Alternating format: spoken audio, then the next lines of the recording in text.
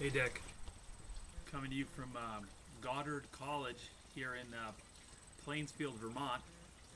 It's pretty great architecture here. Thought you'd appreciate it. You should come here sometime. It's pretty awesome. Got some thoughts for you. Things about our poem.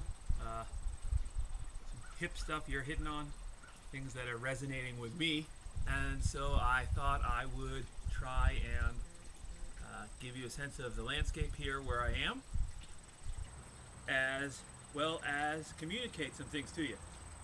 So from Plainsfield, Vermont, Goddard College, here we go.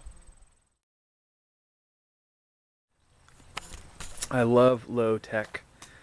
That was what I was using as my tripod. And these are the steps. And there's something kind of mythic about this almost that I wanted to share. Probably done intentionally because this place is really into myth and poetry and stuff, but dude, these are old school goat heads, sheep or something, but there's kind of a human quality to them almost.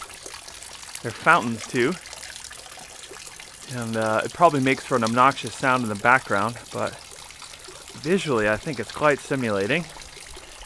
And part of what I've really enjoyed doing this stuff with you so far, even though we haven't really done anything except process, though process is what we like, is the sheer joy of capturing things physically again.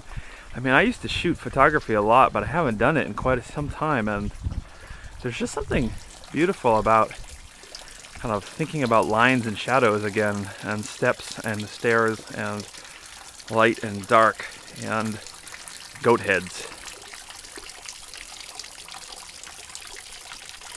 So I wanted that to be part of what it was that was going on here. I also am aware that there was something in your story that I loved about, in your video that I liked. The back and forth, you had this quality to your improvised verbiage about frames. And while I wasn't a super big fan of the quality and of it, the message that was there was great. Not quality like whether it was good or bad, but it didn't feel like there was enough push for me.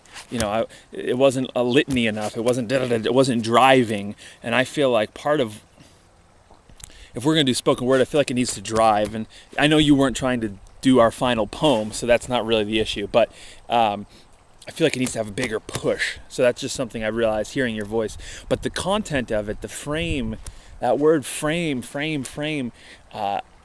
it started me off on this kind of chain of events. What is a frame? A frame is a square. It has firm edges, but some frames are circular.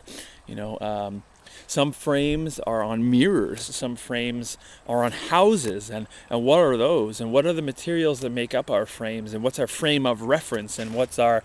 So frame, and then I went back to that word that we've been working with, changing frames. And first of all, I like the sound of that, in my mouth, changing frames. But there's also a lot in there about what our message is, I think. So I want to share with you that the changing frames and some idea about that is huge. And also that it feels like it's time to maybe start doing some writing. So I'm wondering what your thoughts are on how you want to collaborate. I kind of like the idea of us only communicating about this project via film in these little mini artistic pieces. But we could also do a Google Doc, make use of the technology. I'm not really sure. So it seems like we've kind of set on something. If you're cool with this changing frame or frame change or something like that, exploring types of frames and types of change and why we change and why we frame. And I also know that you want to start thinking about visuals, and I'm so aware of how much more you are in tune with the physical world, kind of visually. And I want to really honor that and figure out how we can work together. So that's a question to you directly. What are some of our next steps? How do we proceed from here? I've had a blast doing this stuff so far, seeing the things you've made for me and making things for you. So that's it, really. The other thing I want to share, though, is last night when we were here at this conference, Goddard College, The Power of Words, there was a storyteller who's Lakota, Oglala, and she told the story of the Carlisle School, of the trains that took away her people and tried to make them white. And there were some scenes, some lines in her stories deck that you and I told when we used to tell that weave about plenty horses. And it was a very kind of emotional thing for me, because that's, the story's fucked up, the stuff that happened. And there's a lot of kind of grief there and processing of history. And there's this woman who's Oglala, who's telling the story, and it's her story. And I talked to her afterwards, and I said, I used to tell that story. And she said something to me very interesting. She said, yeah, I've been telling this story for a long time. And when I first told it, it was like I was whipping people. I said, here's something you need to hear. Did you tell it like that? And I said, well, I think some people felt it that way, but that wasn't what we wanted to do. And she said, well, what did you want to do? And I said, well, the way I remember it is that we used to end it, and the question we would ask people is, their voices are still there, do you hear them? And she smiled and she said, that's a beautiful way to end this story, because their voices are out there. And that doesn't sound like a whip at all.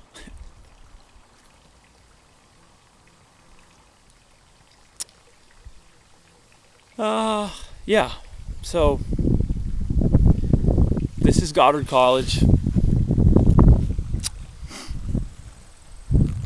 It's houses, fountains, it's labyrinth gardens, clock towers, cherry trees, hay barns, and goat heads. It's good working with you, man. And answer that question. How do we start to write, and are we ready to do it?